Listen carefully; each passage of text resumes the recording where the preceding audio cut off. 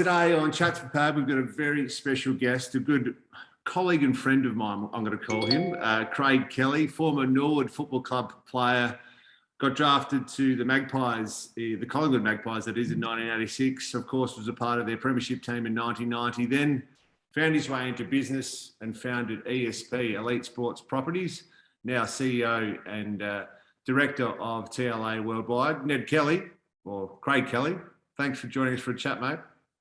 Pab, it's a pleasure. That's the nicest you've ever been to me after all those years we looked after you. How come I don't get a little Pickstar? If you want some merchandise, you can get some. I'll send it over for you. I'd love some merchandise. I'd have a little hat on and all that, mate. So, now, yeah, so this is interesting because, you know, you're described as a hot-headed sort of, you know, tough footballer, and it's already coming through in the way you've started this. You like to get on the front foot. How accurate is your description on the field to you are off the field? Matthew, no,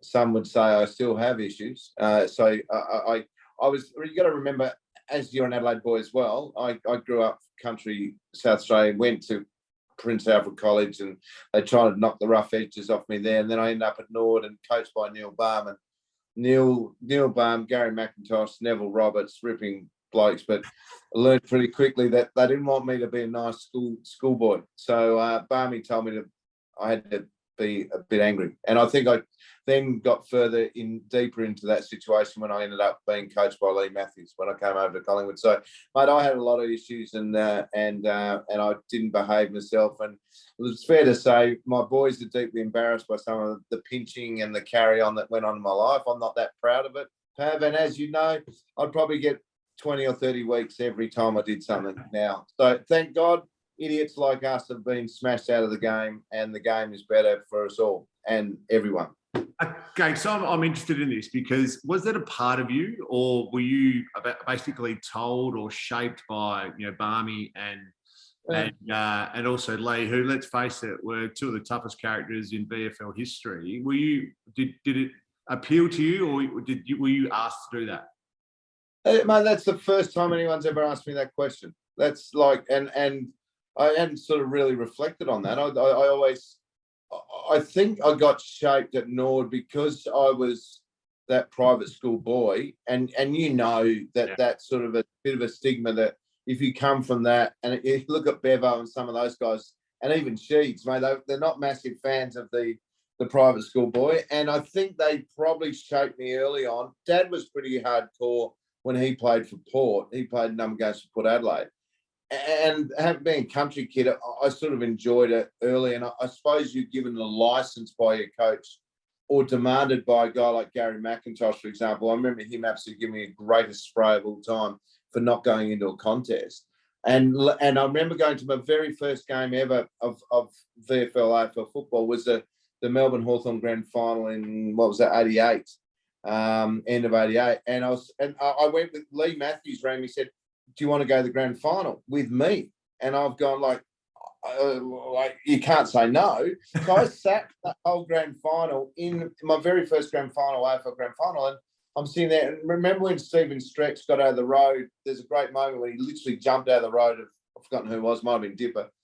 And Lee turned to me and he grabbed me and he said, "If I ever see that from you, you'll never play my team." And I thought, yeah, okay. So I got the message. So, man, I think the answer is it was easily came out of me, and it was a pretty crude and basic football. I wasn't, you know, I didn't have any of the class that guys like you had. So my defence mechanism, as Gary Pert, my great friend who played next to me for a number of years, said, "You're pretty basic, Ned, and you really only had one gear and one motion, that was going forward." So it is what it is.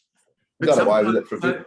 I think that, you know, we are shaped early on in our footballing careers by the people that, you know, I guess mentor you or you know, those stories that you recall, whether it's Gary McIntosh giving you a spray, who was one of the hardest players, you know, I ever saw in the NFL, and then Lee Matthews as a coach saying that's not how we do it here. You are shaped very early on by those things, and whether or not the PAC, private schoolboy thing, was actually you or not, it's almost irrelevant, isn't it? That, you know, you are shaped very quickly by those senior leaders around you. Yeah, and I think it leads into business too. I suppose coming from the farm with Dad, it was always, and my grandfather, we were 6 generations of farmers from the Isle of Man who it was hardcore. You know, they worked hard and they established a beautiful property now north of Adelaide. And it was you start a job, you finish a job, you do it well. And they were always things that came to mind. And you're fair and hard, because my grandfather used to scream at me for it must have been in me a bit, because I remember getting yelled at from the boundary by him. And he was a prominent politician. He was a federal minister, and he was also a very highly regarded Prince Alfred College ex-alumni who demanded I behave myself on the football field, and was very upset whenever I got suspended or carried on. So I think, though, what it taught me and what footy taught me, and you take it across to business, and you and I talk about it a lot when we have chats, and the staff in my joint here get sick of me because I talk about playing people in the right position, having a crack, going hard, not being afraid to have a hard conversation, communicating with each other. I mean, they're all things that you learn from playing two different footy clubs. One's Nord, which is very, Nord is basically the Adelaide Pros. It was sort of a very rounded, sort of lovely, nice club. Then you go to somewhere like Collingwood, I go, oh, wow, this is different, this joint, because it's just feral. I mean, they are just so passionate and loud and screaming. So you sort of get shaped by, like we do with our families. I think footy shaped me with business and has allowed us to have a very different, diverse environment within our workplace because of what I learned through football. And I probably applied too much of it. And what annoys me now, that's what really annoys me, Pav, about this whole, and I sound old, but you sort of get a bit annoyed by the generation where it goes, hey, don't be afraid to have the hard conversation. Don't hide behind a text or a email or a Instagram or direct message or how millions of ways you can communicate to each other. Pick up the phone or have a hard face-to-face on Zoom now. At least we can do Zoom. That's one thing we'll learn how to do. Footy shaped my business, I think, and sort of it so has my family and footy. What bit frustrates you the most there about, is it, because I think there's some interesting parts there, is it the next generation of people that communicate in a much more wide and interesting scope? You talk about Instagram or WhatsApp or Snapchat, email, lots of different ways you can communicate. Are you frustrated by the fact that people aren't having conversations face to face and direct conversations face to face, or are you frustrated by just the new communication tools that are around? My concern I have, and I've got three boys from 26 who two of them playing AFL and the other ones are very very high up and intelligent in the computer industry, and I challenge them all the time. I said, why haven't you, I've sent you an email, I've sent you text or family text or family WhatsApp, why haven't you responded? Well, because we don't need to. I said, but it's like having a conversation. My interpretation of sending something to someone is I'm starting a conversation. I would like you to say, thanks, God, I'll talk to you then. Or let me sit on it. Hey, I'm busy. Can I come back to you in 2 days?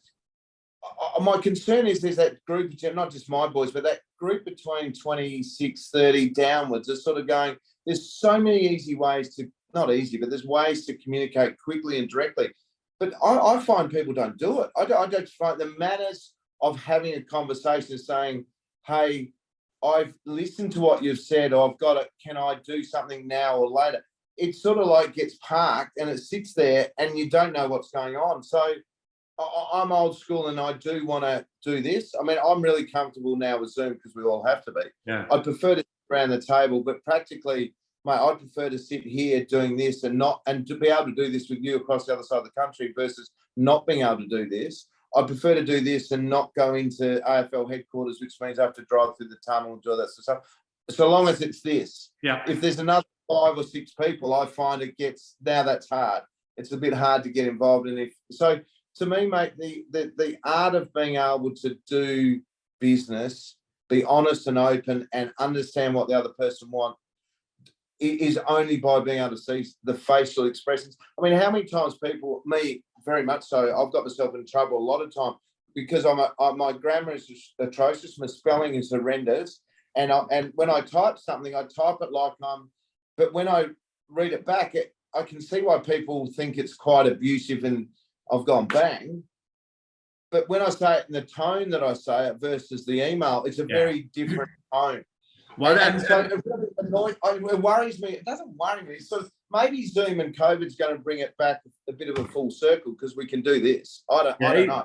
Email, I mean, you imagine the world over how many thousands and hundreds of thousands of times that emails have been misinterpreted or text has been misinterpreted. And it's created all this other work because exactly as you're saying, there's no tone, there's no pauses, there's no elaboration on what the people are actually meaning. When you're having a chat like this, whether it's in person, it's even better than it is in Zoom. So I know what you mean. I'm interested, Ned, to take you back a step though. So while you're playing at Collingwood, you're working in the marketing department. You're sort of doing lots of different things about using talent and using promotions and events.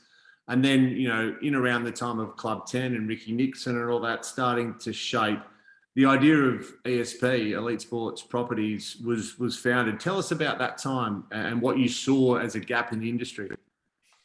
Yeah, mate. You still got me? Yeah. That's okay. Yeah. Sorry, just broke up. But yeah, I mean, I think like we all had to do during that up until '96 when pretty much it went full-time professional. We all had those other jobs. Mum and Dad had a business outside the farm. So I was always selling and always in that marketing sort of, that was mum's skew was that way. Dad sat in a lot of boards. So there was when I got to Melbourne, the opportunity to work within the club, I worked out pretty quickly that Collingwood was really well connected, and that was a way for me to immerse myself in the Melbourne sort of business world of Collingwood. And we were lucky. Not lucky, but we won a flag after my third year within the club, and that popped a whole heap of opportunities for players that they'd keep ringing and asking for, and I happened to be on the end of a lot of the calls. And there's some great stories about me probably saying certain players may not have been available, like Peter Dacos. I think he's busy. Let me check. Yeah, he is busy. I can do it though, and I won't charge you as much. So the boys set me up once, and I had to stand up in front of the group and say, "Yeah, okay, righty." I've been looking after myself a little bit, but it was really funny. That sort of then allowed me to meet Graham Allen, who's a great friend. Jeff Brown, who's now the president of Collingwood, was the lawyer for the AFL. Ross Oakley, Grant Burgess were two guys. That Ross Oakley was obviously the CEO, and Ricky Nixon, rightly so, mate, at that time said the AFL were abusing the players' rights, and they were. They just you'd turn up down the street and you'd see your photo on a CUB ad. You're going, I didn't know I got permission to do that. So Ricky was totally within his and changed the world as we know it in Australia for that, and good on him. But I suppose I read the play a bit and saying City Hall will predominantly always win, and I might just line myself up with them. And I was lucky enough to have those relationships, and they gave me the opportunity to basically look after a whole group of players, to be marketing arm for the AFL brands, our Ansett, Russell Athletic, Sharon, all those guys, CUB. And they basically, the AFL said, you won't use Club 10, you'll use these guys. But I was still playing footy against them. So I was still playing footy against Brownless, Silvani, all those guys. So it was a bit weird. Ansett were around them. And to sign on to Pro Squad, you got given I think it was like 2 or 3, might have been 4 business class Ansett flights anywhere where they fly, which was quite good then, because I think they went to Japan and Asia. Yeah. And $5,000 worth of Russell Athletics gear. And then I did a deal with Saab, the owner of Saab, the guy who ran Saab in Australia was a Collingwood guy. So he said, look, I'll give you 12 Saabs to hand out the players. I go, okay. So I got 12 brand new convertible Saabs. I said, who wants a Saab, boys? Can you imagine doing that now? No, I can't. I mean, PPP, I think there might be some issues with that around the place. And same with Ansett flights around the globe. Well, were there any money exchanged in the AFL Pro Squad, or it was per sort of appearance or per activation? Oh yeah, no. Then everything thereafter was purely commercial. Like, it came down to what players want to do, what we want to do. We started, a few of the people, you've been to many of them, grand final eve lunch. We started at Crown. There was 100 of my best friends and Joe Stuckey, who used to be at Carlton, and she went to Crown, and no one turned up first year. Now as you know, you can't get in the joint. So all those things started. The current September club was at Punt Road Oval that Hamish McLaughlin, Gill's brother, ran for me, and Anita Frawley, Spud's wife. She's worked for us for about 15, 20 years doing all that stuff. So it's amazing. It's been an amazing journey at a time, Pav, when we did things and got away with things that you wouldn't be allowed to do because of governance now and tenders and the money involved and all these things. You and rightly so, you have to go through a process, as you know. But it was nice then. It's a bit like playing footy. You didn't have social media, you didn't have cameras, and you didn't get into trouble for saying things that you didn't really mean. And you go, oh, okay. So two things I'm interested to pick up there, and I'll start with the networking aspect, right? So it sounds like, business and relationships almost just went hand in hand. Not only the Collingwood thing, but you talk about all the people that you've been able to deal with over the years, all the network you've met there in Melbourne, whether it's Town Hall, i.e. AFL, or just all the people that have helped you along the way with events and sports marketing aspects and promotional stuff. And that's even just outside athlete management. That's obviously been a big part of your growth of your business and how you've done business for a long time.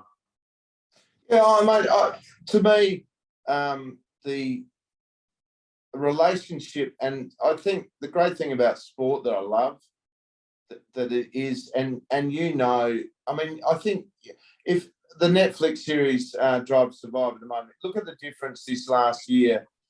If you look at the current series and the shift in what's happened with Ferrari, and then look what started to happen last night with Bahrain.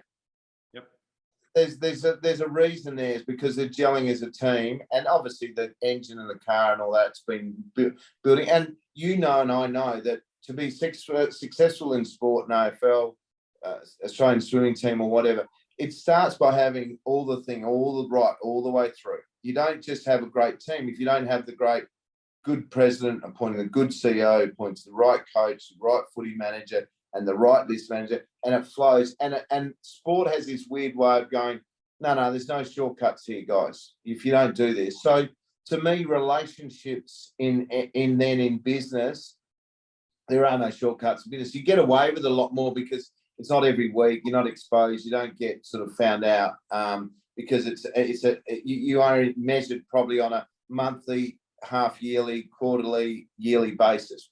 That's our goal scorecard. So to me, having a relationship with our staff, our people that we care for in our business, but also our clients, both guys like you through to the corporate relationship, and treating people with respect and firmness and hardness, how we would if we were an athlete, is crucial to me. And the thing again, and I'm starting to sound really old, mate, but the ability to write a handwritten note or send a bottle of wine or say thank you is not that hard. Yeah. I mean, and my sons have had their backsides kicked in by me saying, don't send me a text, or don't send that person a text or a DM or whatever you call it on the gram. Why don't you actually handwrite a note and send it to them and give it to them? One of the greatest guys I know does, Hamish McLaughlin, he writes too many. They get all too soppy and teary. But he'll always write a nice little note after he's been somewhere. So my advice to any person wanting to come through in business, don't underestimate the ability and what a handwritten note means, more so now than ever before, because no one does it. Yeah. Well, and that's the relationship. Yeah, totally. And it's just the thought that counts, right? The letter could say whatever, but it's the difference from an email or a text or a DM or whatever you want to term it. And people go, that person's taken the time, they've written it down, their thoughts, and they've put it in the letterbox or whatever it may be. Even just that effort alone is enough to resonate strongly with everyone around the world. And I think, mate, what we're finding is that, there's still the time to quick text, hey, mate, great news, well done, text, da-da-da. So that communication can be a lot more. And there's a time to not, what also is understanding that if you do that too much all the time, it becomes almost irrelevant too, because it's almost lazy. So there's fine line, as with anything, of over-servicing, under-servicing, having a relationship, and then ultimately not wasting time as a business. Like, the reality is 80% there's 20% of our clients on both corporate and everything else that generate most of our money. Yeah. So you better make sure you look after them. Just like, if we're in a footy club, whether you like it or not, the midfield and the spine is going to be crucial for us winning this premiership. However, if we don't put the right people around them just to finish off, we're gone. So the footy and sport and everything else, I just love AFL because it's, I think, more complicated than most other sports, and then even like NFL, where you've got to rely on that quarterback. AFL is a very equalising team environment where you all have to be in to make the success and win something. And it's so much more fluid and instinctive than any other sport in the world, I think. There's so many moving parts in the game of AFL footy, 36 on the ground, all can bounce anyway, and there's lots of variables, which is different to the NFL or swimming or any other sport going around. Cricket as well. Yes, there's a pitch, but exactly. But it's very similar to business, mate. I reckon. Yeah. Is that we could have 4 or 5 departments, or a business have 4 or 5 departments that are flying, and then you got one area that's really poor, and you go, well, okay, what are we going to do to fix that? Then you fix that one, and then the next part's right. So the back line went really well this week. Geez, Pabjin Kiani up forward, he got closed out. That's sort of what I love about it. I mean, I suppose it's changing rapidly with communication, and it's been a fascinating, and it's been hard, mate, as we all know. For the last 2 years, we've got a staff conference in 2 weeks' time, and we haven't had one for 2 years for obvious reasons, and all we're going to do is have fun. We haven't actually been together as a group for forever, for 2 years. So we're just going, so let's throw the rule book out. Yep. Let's just go have dinner. We'll have a bit of bonding and understanding and meeting new people we haven't actually met face to face, and let's just have fun again, because we haven't had much fun. It's time to have some fun. I'm interested, Ned, to talk about negotiating, because you've done that for players, you've done that for media people, you've done it for rights holders, and you're continuing to do that in your day-to-day business now as CEO. What sort of tactics, without giving away the playbook, do you employ largely to negotiate on behalf of your talent, but also on behalf of your business? I think, first of all, there's a number of key things I always think, depending on where you are at and what you're negotiating. But first and foremost, I reckon a lot of negotiations fall over because both parties aren't starting from the same point. So having a very good understanding of actually where you're currently at and what you're getting paid for, and are we talking about are we on the same page of the same number or services before we even go any further? Because a lot of times you go through going, well, hold on a sec, what about that? Oh, no, I didn't, no, that's not how I interpreted it. I was thinking it'd be, okay, so first of all, we're talking about this deal to do this role, and we're not talking about all that other stuff. We're just talking about that, are we not? Yeah, okay, right. Then, in our circumstances, you and I have had to do on a couple of occasions, is having the person whom I represent, or we represent, is having a realistic conversation to say, we believe you should be somewhere in the vicinity of here and here for doing that sort of work. Okay. And you go, well, and we've had this a couple of times, not you and I as such, we've always been sort of, you'll debate that or they'll debate that. At the end of the day, no, but I want more. Okay, well, the only way we're going to get more is you're going to have to move interstate or you're going to move overseas. I don't want it. Well, then you're not going to get that. So, or do you want to move? No, I want to stay at the same network. I want to stay at the same club. Well, no, you can't have your cake and eat it too, because your go price will always be better than your stay price, depending where you are with your career or whatever you're doing. So to me, that the understanding of what the talent or the client perceives to be the value, so that now we're on the same page for 2 parts. Then the next part is the negotiation can be in our favour or theirs, but ultimately you want to sort of walk away going, I'm around about where we thought we were going to get to, and I feel like I've left a bit of gravy on the plate so that they feel good about it. we feel good about it. But ultimately, there's been times when the planets align, Pav, and you've got a person who wants to move, someone who wants them to stay, and you go, here it all is, guys. This is one of those moments when we're going to hit it out of the park. And you got to be okay to do that, because the other mob are still happy to pay. So you've just smashed it out of the park based on the fact nothing really to do with you. It's just the planets have aligned to be there at the right time. And the planets need to align every now and then. Every now and then you got to sit back and go, planets aren't aligning. Let's just wait 12 months. It's still a small deal and wait for the planets to line up, because there is a bit of, I always believe in a bit of karma about it feels right. Yeah. Yeah. So in that, there's some interesting things I think about, it sounds like you're trying not to piss too many people off, because you're going to have to come back to them again. Clearly, at some point, you're going to have that hard conversation with either your talent and or the person you're negotiating with. So how do you navigate some of that when we've already talked about having hard conversations because you've been brought up with it, not only maybe with the family, but with your footballing background and your elite sport understanding.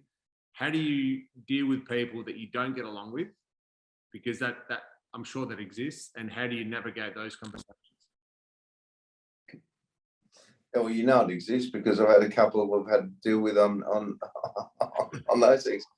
No, but I think ultimately, as you do in a club, I doesn't mean if I don't get along with someone, so long as I respect the role they're playing in the negotiations and I treat them with respect. So I can look back and say to you, hey, Pav, I represented you in a way that I am going to do it. And this is how I behave. And this is how I need to do it. If you don't like that and you want someone to be different to that, then I'm not the right person for that. So you perhaps should go and get someone else to do that, because that's how I don't want to behave, or our business shouldn't behave. That's my belief. And I'll say this, and I've said it to him, the way Colin Young behaves to me is not how I want to do business. But he'll be seen by some of his players to have done an amazing job for them. And he probably has. But has he left the place of what we need to grow as an industry, our AFL ecosystem or our Olympic ecosystem?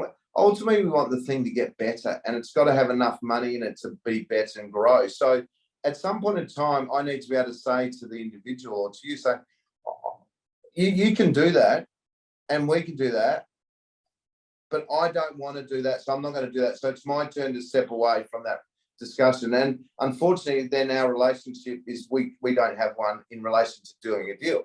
Or my advice would be we do it this way, and you might come up short now, but I reckon over the term and the journey, you'll pretty much square everything up. It's sort of, I reckon it works itself out eventually if you behave and you treat people with respect. And that's all we've ever learned in a footy club is treat your teammate, coach, or even the opposition, mate. You still got to respect them. And so to me, that's the fundamentals of how those conversations are. I don't like you. I don't necessarily like this person, but I'll respect the role you're playing in this discussion.